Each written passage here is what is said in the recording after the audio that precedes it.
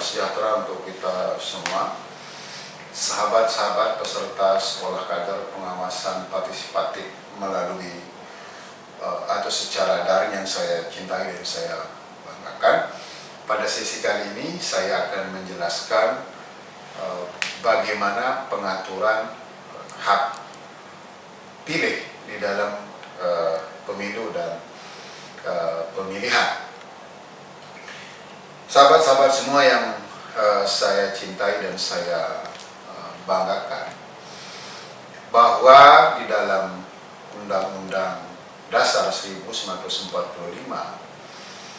Pasal 22E menyatakan bahwa pemilu dilaksanakan oleh suatu komisi pemilihan umum yang kemudian dimaknai sebagai satu sistem dalam satu kesatuan fungsi terdiri dari KPU, Bawaslu, dan DKPP. Kemudian dalam ketentuan undang-undang itu undang-undang dasar tersebut diturunkan di dalam Undang-Undang Nomor 7 Tahun 2017 di Pasal 12 dinyatakan bahwa KPU diberikan mandat untuk menyusun suatu peraturan menyangkut soal tahapan pemilu. Nah, pada kesempatan kali ini kita akan fokus membicarakan soal atau mendiskusikan soal pengaturan hak memilih dari seorang warga negara. Sahabat semua yang saya cintai dan saya banggakan, bahwa di dalam Undang-Undang Nomor 7 Tahun 2017 termasuk juga di dalam Undang-Undang Nomor 10 Tahun 2016 sebagai dasar dilaksanakannya pemilihan umum dan pemilihan gubernur, bupati, dan wali kota.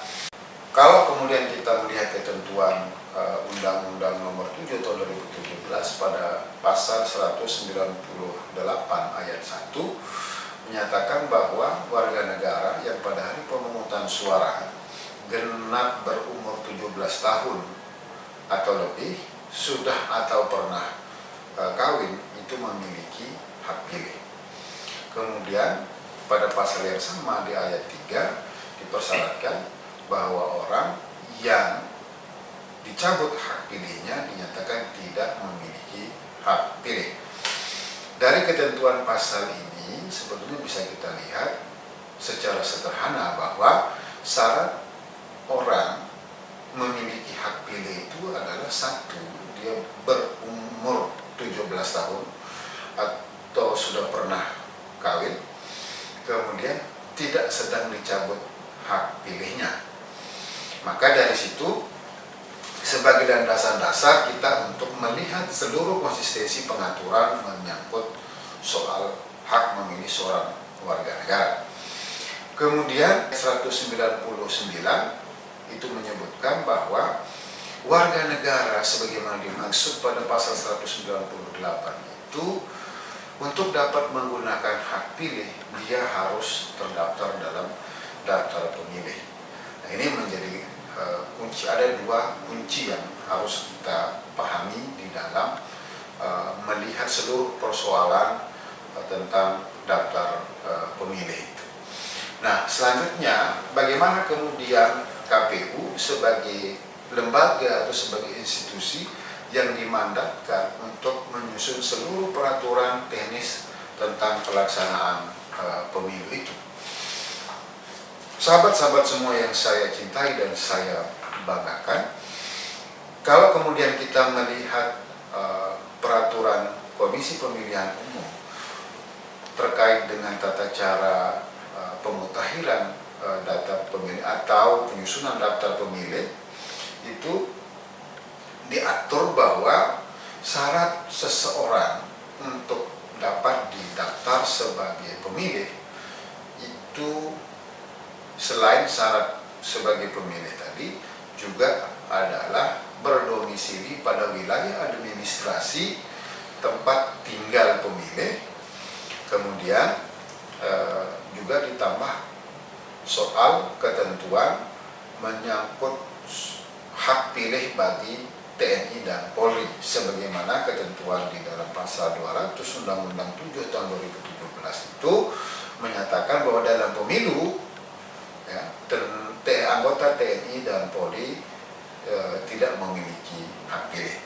Sahabat-sahabat peserta sekolah kader pengawas partisipatif yang saya cintai dan saya banggakan, kalau kemudian kita lihat secara umum bahwa dalam persoalan pengaturan hak memilih itu ada 3 tahapan yang harus kita lihat.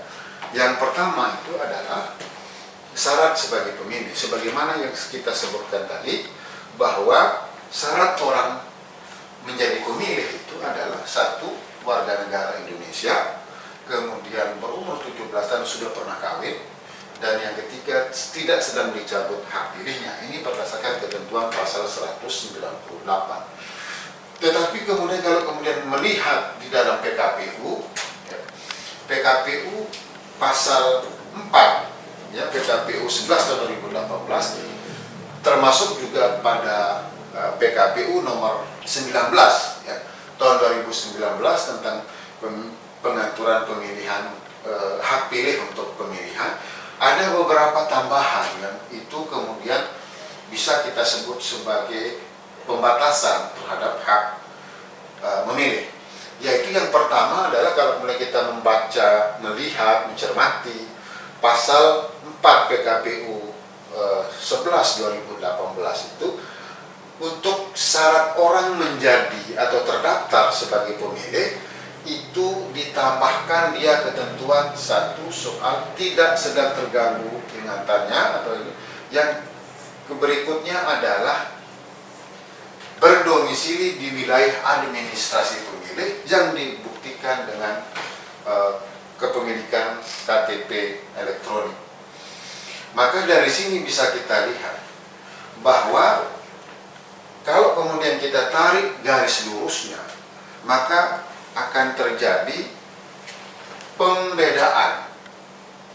Yang pertama, soal ketentuan syarat orang memiliki hak pilih itu sebagaimana diatur di dalam pasal 198 itu, kemudian di dalam turunan PKPU dilekatkan ketentuan syarat administrasi, yaitu memiliki KTPL, termasuk juga syarat administrasi terkait dengan pemilih itu adalah didaftar sebagai pemilih. Maka tadi 1 syarat sebagai pemilih fokusnya, kemudian adalah syarat terdaftar sebagai pemilih.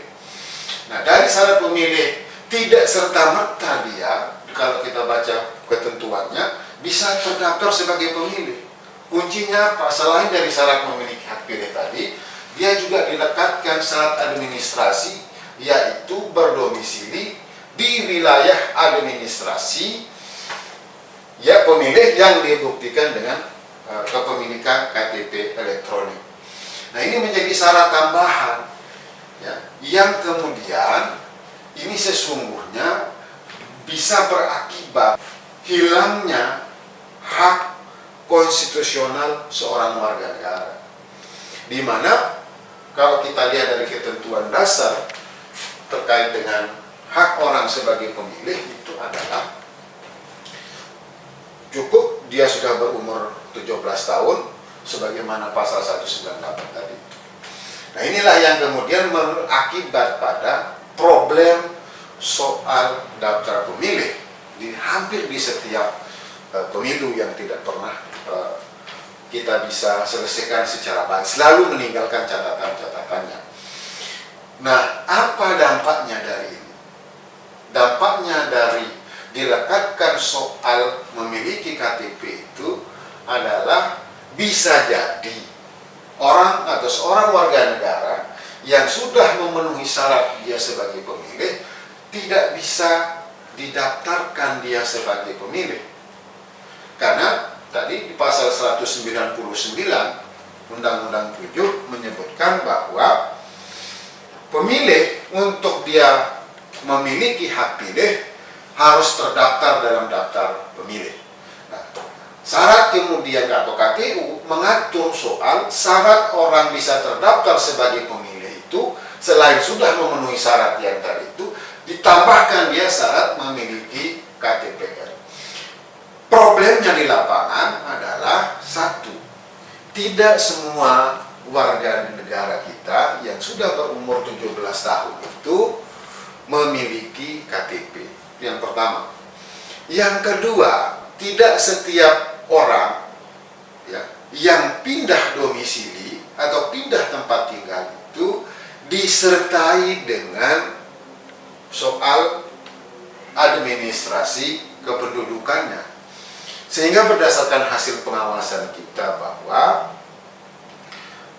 kita menemukan seseorang yang berbeda alamat tempat tinggalnya dengan yang ada di dalam KTP-nya.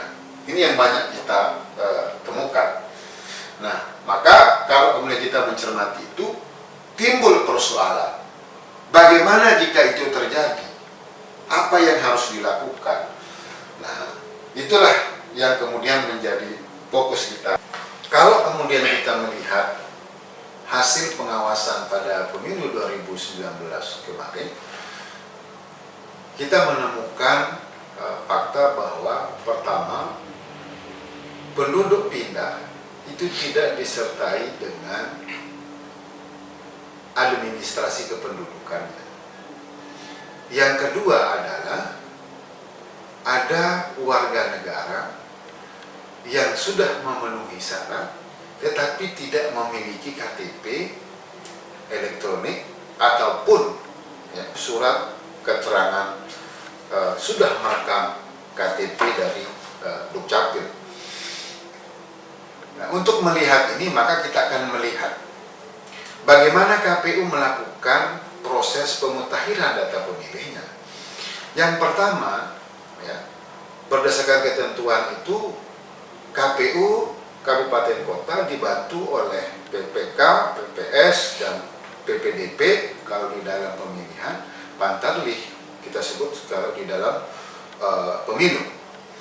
Maka dia harus melakukan coklit. Coklit itu dilakukan dengan cara datang ke rumah-rumah, jadi door to door, yang kemudian menjadikan atau mencocokkan daftar nama yang sudah disusun oleh KPU Kabupaten yang disebut sebagai data pemilih itu dengan identitas yang dimiliki oleh pemilih yang ada di satu rumah tangga. Apa yang dicocokkan? Yang dicocokkan adalah atau yang dilakukan pencocokan dan penelitiannya adalah kebenaran penulisan nama, umur, ya, kemudian nik dan lain sebagainya. Nah, problemnya ketika kemudian pemilih ditemukan tidak memenuhi atau tidak memiliki identitas itu, ya maka KPU akan mencatatnya sebagai pemilih baru. Itu yang pertama. Yang kedua, terhadap orang yang tidak atau dia memiliki KTP tetapi tidak sesuai dengan alamatnya, maka ini juga menimbulkan masalah. Akan dicatat sebagai apa dia? Karena kalau mengacu kepada ketentuan pasal 4 tadi itu, dia seseorang itu bisa dicatat sebagai pemilih ya, di wilayah administrasinya sesuai dengan alamat KTP elektroniknya. Tetapi kemudian ketika dia tidak disertai dengan alamat atau dokumen kependudukan pindahnya, KTP masih menggunakan alamat sebelum dia pindah, maka ini akan menimbulkan problem. Di alamat ketika dia dicek, didaftar berdasarkan KTP-nya, maka dia akan menjadi pemilih yang tidak dikenal atau tidak ditemukan. Maka di tempat dia terdaftar pertama, dia akan dicoret. Yang kedua, di tempat barunya dia tidak bisa dicatat karena berbeda alamat yang ada di dalam KTP-nya. Ini menjadi problem. Karena apa? Kebijakan KPU di dalam melakukan pemutakhiran data pemilih itu didasarkan pada prinsip de jure, bukan de facto. Mestinya itu dicatat orang berdasarkan domisili terakhir, di mana kemudian tempat tinggalnya, sehingga betul real pemilih itu bisa di. Maka kemudian ketika itu terjadi, maka termuncullah problem bagaimana kemudian terbatasnya orang yang bisa terdaftar sebagai pemilih. Nah, yang dibuktikan dengan KTP, muncul problem-problem itu. Nah, akibatnya apa? Ketika dia tidak terdaftar sebagai pemilih, maka kita akan melihat dia di akhirnya, di mana kemudian pada tahapan akhir, ya, atau syarat akhirnya, atau 3 yang saya sebut tadi, 1 syarat sebagai pemilih, kemudian syarat terdaftar sebagai pemilih, dan yang ketiga adalah syarat menggunakan hak pilih. Ya. Syarat menggunakan hak pilih. Nah, di dalam ketentuan pasal 348 Undang-Undang 7 itu, sahabat-sahabat semua, dikatakan bahwa syarat orang atau pemilih bisa menggunakan hak pilih itu adalah 1, pemilik KTP elektronik yang terdaftar dalam DPT, kemudian pemilik KTP elektronik yang terdaftar dalam pemilih tambahan, kemudian pemilik KTP L yang tidak terdaftar dalam DPT ataupun di dalam daftar pemilih tambahan. Ini yang selanjutnya disebut sebagai daftar pemilih khusus.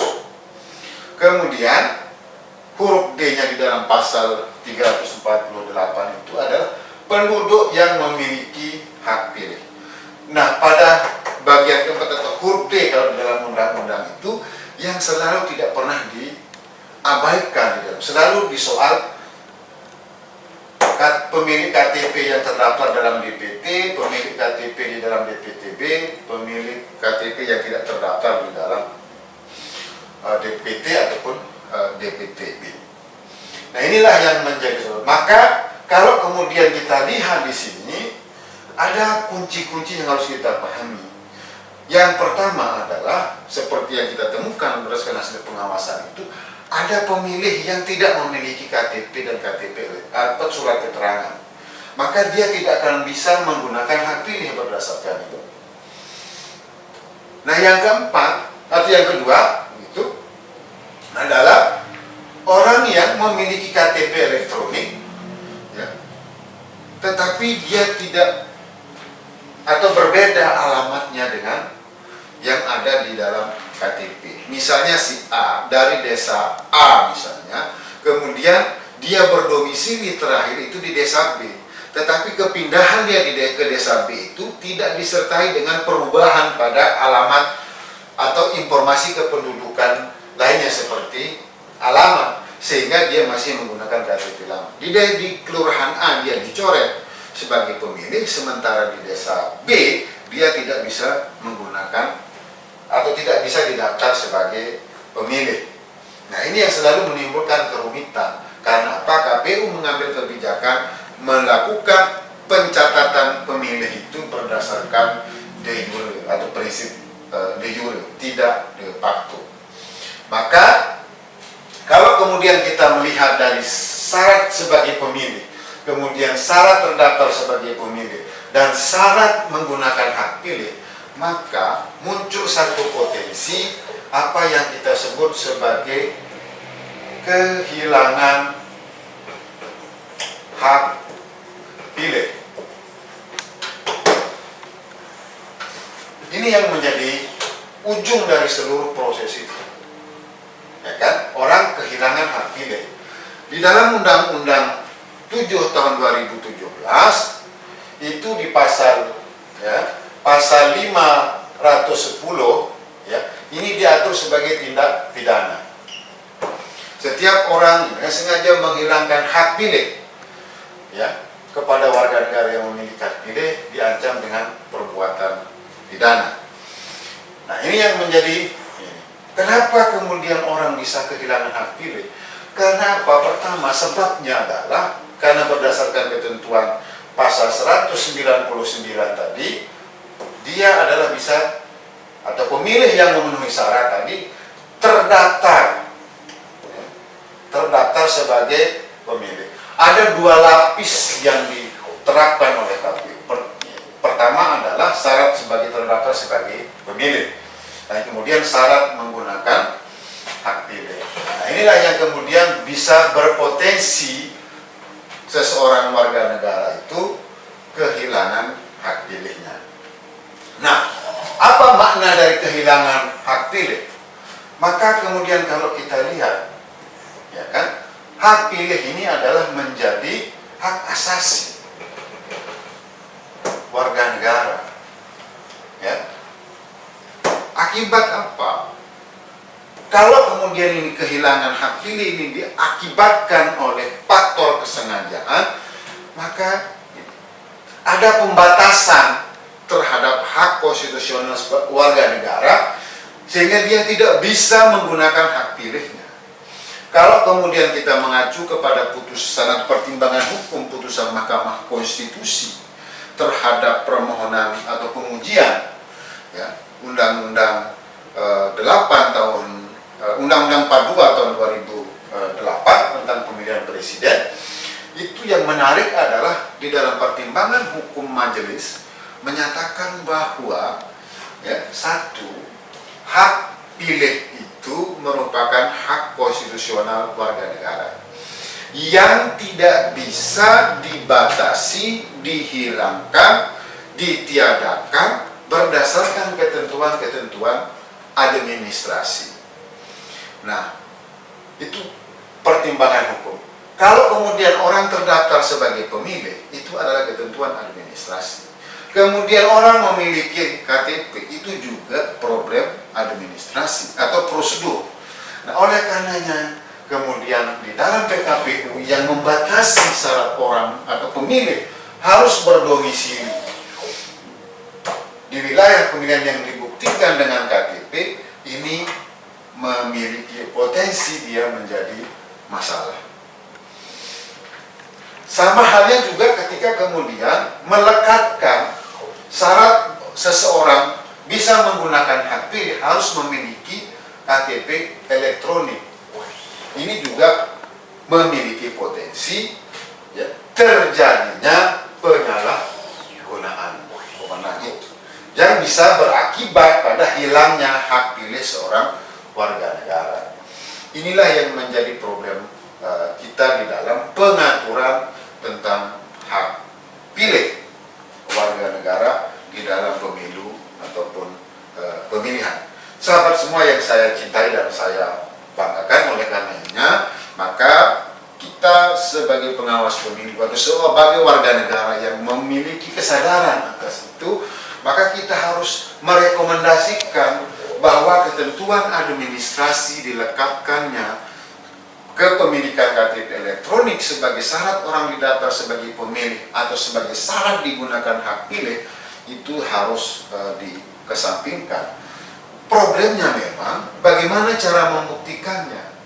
Kalau menurut saya sebetulnya adalah syarat orang atau seorang warga negara untuk bisa didaftarkan sebagai pemilih adalah sesuai dengan syarat-syarat objektif yang ada pada dirinya. Apa syarat objektif? Itu syarat objektif pemilih adalah satu, dia WNI berumur 17 tahun atau sudah pernah nikah, tidak sedang dicabut hak pilihnya. Ini syarat objektif yang melekat pada seorang pemilih. Nah, orang ini harus didaftarkan sebagai pemilih, misalnya. Nah, walaupun dia tidak memiliki KTP elektronik, nggak apa-apa, tetapi dia menjadi bagian dari cara kita untuk memastikan, menjamin bahwa seorang warga negara tidak kehilangan hak pilihnya. Itu yang bisa saya sampaikan terkait dengan penggunaan hak pilih. Sahabat peserta SKPP yang saya cintai dan saya banggakan, maka kalau kemudian kita melihat secara jernih syarat pemilih, kemudian syarat terdaftar sebagai pemilih dengan syarat menggunakan hak pilih, maka terdapat potensi warga negara akan kehilangan hak pilihnya. Kenapa? Karena di dalam pasal 348 itu ditentukan syarat orang bisa menggunakan hak pilih itu adalah pemilik KTPL yang terdaftar dalam DPT, DPTB. Kemudian syarat berikutnya adalah tidak terdaftar, pemilik KTP yang tidak terdaftar yang selanjutnya disebut sebagai DPK atau daftar pemilih khusus. Tetapi pemberlakuan daftar pemilih khusus ini hanya boleh menggunakan hak pilih pada satu jam sebelum berakhirnya pemungutan suara. Yang kedua, dia harus menggunakan hak pilihnya sesuai dengan alamat KTP. Dan yang ketiga adalah surat suaranya masih tersedia. Maka dia bersyarat. Maka ketika itu tidak terjadi, maka ada potensi besar bagi seorang warga negara akan kehilangan hak pilihnya. Maka problem dasarnya di mana sesungguhnya? Problem dasarnya adalah ketika kemudian KPU melakukan pemutahiran data pemilih. Ini menjadi problem awalnya. Mestinya setiap warga negara yang sudah berumur 17 tahun itu, atau yang sebagaimana ketentuan pasal 198 itu, dia harus didaftar sebagai pemilih. Mau punya KTP atau tidak, dia harus didaftar sebagai pemilih. Nah, jadi itu tidak kemudian dikesampingkan. Atau kalau kemudian dalam proses pemilu 2019 kemarin terhadap pemilih yang tidak punya warga negara, KTP elektronik, dia didaftar sebagai pemilih asing yang kemudian itu akan dikoordinasikan dengan Dukcapil. Problemnya, ketika seorang yang didaftar sebagai pemilih Aceh kemudian disandingkan dengan DP atau data kependudukan Dukcapil, ketika dia tidak ada daftar namanya di situ, maka dia dianggap sebagai pemilih atau penduduk yang tidak dikenal, maka dia dikeluarkan. Kalau kemudian kita membandingkan, mereview kembali bagaimana cara KPU melakukan pemutahiran data pemilih dengan door to door, maka sesungguhnya orang itu ada, tetapi tidak ada namanya dalam DP4. Nah, karena lagi-lagi soal de jure dan de facto. Maka ketika dia tidak bisa dicatat, maka potensi kehilangan hak pilihnya itu semakin besar. Maka di situ kuncinya yang harus kita lihat. Maka kita merekomendasikan seperti yang saya sampaikan tadi, bahwa siapa saja warga negara yang sudah memenuhi ketentuan, dia berumur 17 tahun atau punya hak pilih, dia harus didaftarkan sebagai pemilih untuk menghindari potensi kehilangan hak pilih. Nah, kalau kemudian ini sampai hilang, muncul problemnya, ya kan? Bahwa kehilangan hak pilih ini adalah tindakan yang melanggar menurut pertimbangan hukum Mahkamah Konstitusi. Karena hak pilih itu tidak bisa dibatasi, tidak bisa dihalangi, apalagi ditiadakan, bahkan sampai dihilangkan. Itu menjadi satu tindakan pelanggaran terhadap hak asasi warga negara. Itu dicantumkan di dalam pertimbangan Mahkamah Konstitusi di dalam putusan nomor 102 ya, 2009 terkait dengan pengujian Undang-Undang nomor 42 tahun 2008. Nah, ketika itu terjadi sebagai diatur dipertimbangkan dia sebagai sebuah kehilangan atau sebagai sebuah tindakan yang membatasi hak memilih seseorang, maka muncul kemudian perbuatan hukum di situ. Apa perbuatan hukumnya? Menghilangkan diri atau merugikan. Kehilangan ini berakibat pada kerugian orang yang kemudian ini karena dia dilakukan ya, oleh orang yang sesungguhnya dia menjadi wajib untuk menjamin hak pilih itu, maka muncul apa yang kita sebut sebagai maladministrasi. Nah, dari maladministrasi ini muncul kemudian ketentuan pidananya. Atau kemudian kita bisa sebut juga ini sebagai perbuatan melawan hukum. Jadi dua akibat yang bisa kita uji sebetulnya dari seluruh proses itu. Apakah KPU dengan sengaja dia melakukan perbuatan maladministrasi dengan tidak atau dengan membatasi hak seorang warga negara dengan tidak mencatatnya sebagai daftar pemilih akibat tidak memiliki KTP atau berbedanya alamat domisili dengan KTP-nya. Yang kedua, dia sebagai perbuatan melawan hukum. Kalau kita mengacu ke pasal 1365 KUH Perdata, perbuatan melawan hukum itu satu, dipersyaratkan satu, adanya kerugian yang berhubungan atau sebagai sebab akibat dari orang bisa kehilangan hak pilihnya karena dia tidak didaftar sebagai pemilih. Ini menjadi berhubungan secara langsung atau bersebab akibat. Kehilangan menjadi akibat, tidak didaftar sebagai sebab. Nah ini yang kemudian, kalau kemudian ini maladministrasi kemudian sebagai perbuatan melawan hukum, maka ini kemudian diaturlah pidananya.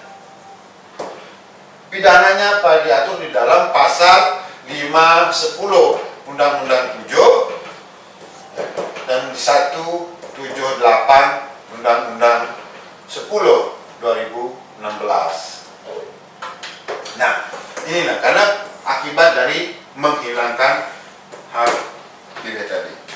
Ini yang penting saya sampaikan terkait dengan soal bagaimana pengaturan hak memilih seorang warga negara di dalam pemilu dan pemilihan. Sahabat peserta sekolah kader pengawasan partisipatif yang saya cintai dan saya banggakan, problem selanjutnya adalah bagaimana seluruh hukum itu ditegakkan. Terutama ini menyangkut soal kewenangan dari Bawaslu di dalam melakukan penegakan hukum. Kalau kemudian kita lihat materi yang tadi, maka penghilangan terhadap hak pilih seorang warga negara itu diatur sebagai ketentuan pidananya. Maka kalau kemudian kita merujuk kepada undang-undang, sebetulnya kewenangan Bawaslu adalah bagaimana tugas pokok dari Bawaslu adalah bagaimana seluruh hak warga negara itu bisa dijaminkan atas pelaksanaannya. Nah, bagaimana caranya? Kalau kemudian kita mengacu kepada teori electoral justice, ada dua hal. Yang pertama, ya, hukum yang bersifat administrasi yang kemudian akan melahirkan korektif, dan yang kedua adalah hukum yang berujung atau berakhir pada punishment, yaitu pidana. Nah, dari sini kemudian kita akan melihat soal bagaimana penegakan hukumnya. Secara regulasi penegakan hukum ini memang ada problemnya. Problemnya apa? Kalau di dalam Undang-Undang 7, walaupun klaster soal pelanggaran dia tetap sama antara Undang-Undang 7 dan Undang-Undang 10, yaitu ada administrasi, pidana, dan juga etik. Apa perbedaannya? Pada proses penanganan pelanggaran administrasi misalnya, sahabat semua, dari sisi waktu, kalau di dalam Undang-Undang 7 2017 itu, waktu yang diberikan untuk melakukan penanganan pelanggaran adalah 14 hari, yang dilakukan pemeriksaan secara terbuka atau yang biasa disebut sebagai dengan model kuasi peradilan. Karena Bawaslu berwenang untuk menerima, memeriksa, mengkaji, dan memutus. Itu maka kemudian Bawaslu melakukan proses pemeriksaan secara terbuka. Ini kalau di dalam Undang-Undang 7 2017. Bagaimana dengan Undang-Undang 10 tahun 2016 yang mengatur soal pemilihan kepala daerah? Kalau di dalam pasal 134 Undang-Undang 10 itu menyebutkan bahwa proses penanganan pelanggaran itu oleh Bawaslu dilaksanakan dalam waktu 3+2 atau dalam waktu 3 hari. Nah, yang outputnya kemudian tidak lagi model pemeriksaannya sebagai memeriksa, mengkaji, dan memutus, tetapi dia merekomendasikan kepada KPU. Dari sisi ini ada perbedaan.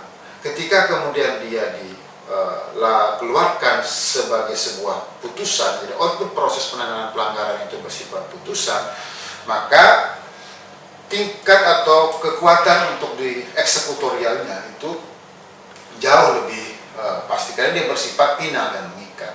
Tapi kalau kemudian dia bersifat rekomendasi itu berdasarkan hukum administrasi negara, dia tidak bersifat final dan mengikat. Akibatnya apa? KPU di dalam melakukan proses penilaian terhadap rekomendasi Bawaslu itu sering membuat keputusan yang berbeda. Bahkan tidak jarang memang dia dikatakan atau ditindaklanjuti dengan peraturan KPU nomor 25 tahun 2013 sebagai sebuah tindakan atau sebagai sebuah perbuatan yang tidak melanggar ketentuan administrasi pemilu. Karena apa? Rekomendasinya karena outputnya adalah rekomendasi. Ini menjadi pembeda yang pertama. Kedua, satu, dari sisi waktu berbeda antara 7+7 dengan 3+2. Jadi 14 hari dan 5 hari. Ini menjadi berbeda dari sisi waktu. Yang kedua, dari proses penanganan atau metode penanganan pelanggarannya berbeda secara administrasinya. Satu, dengan metode kuasi peradilan pada Undang-Undang 7 dan di Undang-Undang 10 dengan metode pengkajian. Yang ketiga adalah output dari proses penanganan pelanggaran itu satu bersifat putusan, yang satu bersifat rekomendasi. Maka rekomendasi kita ini menjadi penting untuk kemudian itu bisa disatukan. Nah, problem lain di dalam proses penanganan pelanggaran administrasi itu adalah di dalam Undang-Undang 10 itu Bawaslu sebetulnya ada kewenangan yang menangani pelanggaran administrasi yang bersifat TSM atau terstruktur sistematis dan masif yang diatur di dalam pasal 135A, yang model pemeriksaannya itu seperti model kuasi peradilan, tapi kewenangan itu hanya dipunyai oleh Bawaslu provinsi. Persyaratannya adalah satu laporan itu atau pelanggaran itu bersifat terstruktur sistematis dan masif. Nah, bayangan kita sebetulnya kita bisa merekomendasikan seharusnya pelanggaran administrasi lain di Undang-Undang 10 itu juga bisa dia diatur dengan pola pemeriksaan yang sama dengan ketentuan pasal 135A itu, sehingga outputnya bukan hanya rekomendasi tetapi juga adalah putusan. Kemudian problem di dalam proses penegakan hukum pidana. Dalam ketentuan undang-undang itu proses penegakan hukum pidana itu dipersyaratkan melalui sentra gakumdu. Ada 3 unsur dari sentra gakumdu, satu Bawaslu, kejaksaan, dan yang ketiga adalah kepolisian. Nah, maksud dan tujuan dari diadakannya sentra gakumdu ini adalah satu, untuk membangun kesepahaman terhadap proses penegakan hukum dan hal-hal yang bersifat teknis di dalam proses penegakan hukum tindak pidana pemilu atau tindak pidana pemilihan. Yang kedua, untuk mempercepat proses. Nah, tetapi kenyataannya di dalam pelaksanaan sentra gakumdu atau proses penegakan hukum pidana ini sering mengalami kendala. Apa kendalanya? Satu, belum diaturnya soal beban pengumpulan bukti pada masing-masing institusi. Sering terjadi misalnya di dalam proses penyidikan, bukti atau dokumen atau berkas yang harus diterima oleh penyidik itu sudah harus lengkap. Misalnya pemeriksaan ahli dan lain sebagainya, pengumpulan bukti-bukti yang itu bisa memperkuat sangkaan itu lebih sering dibebankan kepada Bawaslu yang notabene itu dalam punya waktu yang sangat pendek. Yang kedua yang sering terjadi adalah perbedaan penafsiran soal satu delik di dalam undang-undang. Yang pertama misalnya mana yang disebut sebagai delik formil, mana yang disebut sebagai delik material. Ini yang sering membedakan apa perbedaannya. Dan yang berikutnya berikutnya perbedaan itu juga soal keterpenuhan unsur, soal kumulatif dan soal alternatif. Ini yang selalu sering terjadi perdebatan, sehingga kadang-kadang satu penanganan tindak pidana pemilu atau pemilihan sering berhenti atau tidak memenuhi unsur di dalam proses penegakan hukum di sentra Gakumdu. Nah, selain dari itu, yang menjadi kendala juga adalah kalau kemudian kita mencermati secara baik Undang-Undang 7 itu ada norma yang kosong di situ. Apa norma yang kosong? Tidak diatur soal perbuatan pidana yang terjadi pada hari pemungutan suara ulang atau sebelum hari pemungutan suara ulang. Itu tidak diatur di dalam Undang-Undang 7, sehingga ketika ada PSU kemudian terjadi dilaksanakan oleh KPU, pada saat itu kemudian muncul atau terjadi perbuatan pidana yang itu kemudian tidak bisa dihukumkan sebagaimana seharusnya, sehingga karena di dalam Undang-Undang 7 tidak diatur. Yang kedua juga, selain kekosongan hukum juga ada kekaburan hukum. Apa salah satu contoh di dalam Undang-Undang 10 tahun 2016 itu di pasal 71 makna pejabat. Problemnya di situ. Ketentuan pasal 71 ayat 2 menyatakan gubernur, bupati, wali kota dilarang melakukan mutasi pejabat ya, dalam jangka waktu 6 bulan sebelum penetapan pasangan calon. Siapa yang berwenang mendefinisikan pejabat? Atau apa yang dimaksud dengan pejabat itu? Nah, pejabat di sini adalah kalau menurut kita adalah pejabat ASN. Nah, ada perbedaan yang ditafsirkan di dalam surat edaran Menteri Dalam Negeri itu juga dengan Undang-Undang ASN. Nah, mestinya yang mendefinisikan pejabat itu adalah kewenangan dari Menpan. Menpan lah yang menyatakan yang dimaksud dengan pejabat itu adalah 1, 2, 3, 4, 5 dan seterusnya. Sementara kewenangan dari Menteri Dalam Negeri hanya harus mengatur soal tata cara pengajuan izin dari mutasinya. Nah, itu yang kekaburan, sehingga kadang ini menjadi kesulitan kita di dalam melakukan penegakan hukum baik pidana ataupun secara administrasi. Nah, yang berikutnya itu juga soal ketentuan di pasal 178A ya di Undang-Undang 10 itu hanya menyebut soal pemilihan bupati. Itu larangan terhadap kampanye pasal 69 mulai dari huruf G dan seterusnya itu diatur sebagai pidana, tetapi hanya pada pemilihan bupati wali kota.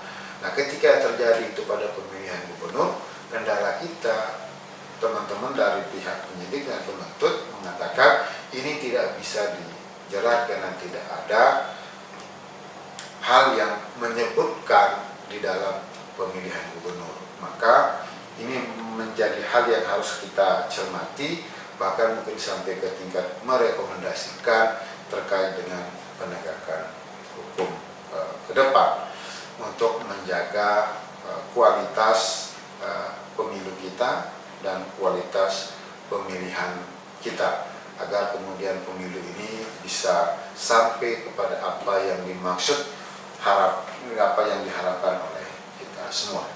Demikian sahabat semua, kurang lebihnya mohon maaf. Assalamualaikum warahmatullahi wabarakatuh.